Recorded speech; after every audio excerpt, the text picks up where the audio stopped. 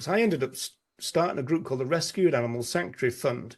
And the reason for that is that the homes dried up, right? And there's all kinds of really complicated reasons for that. But of course, rescuing beagles, rats and mice, whoever from a laboratory, for example, was very popular. The journalists loved it, and of course, the movement loved it, right?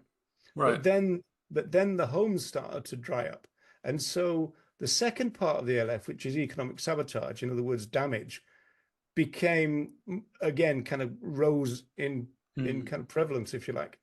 And so we weren't able to kind of go to the press so often with our fluffy kind of stories of people coming out of laboratories holding beagles, which they absolutely adored, right? Because they knew that the public would.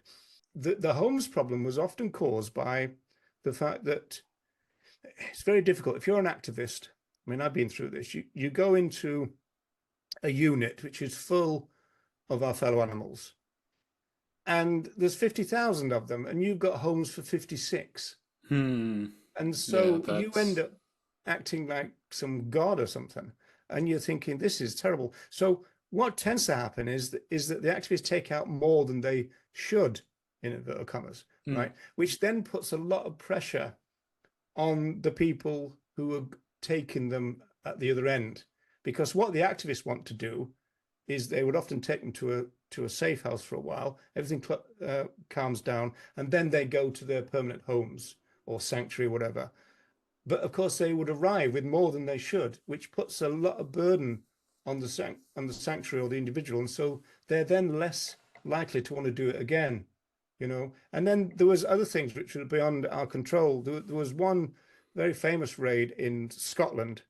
It was really interesting because we were working with Sea Shepherd a lot at the time, and so they had these marine CBs, which the police didn't monitor. So they were using them. It was quite, the press always said that we were professionals, which we weren't.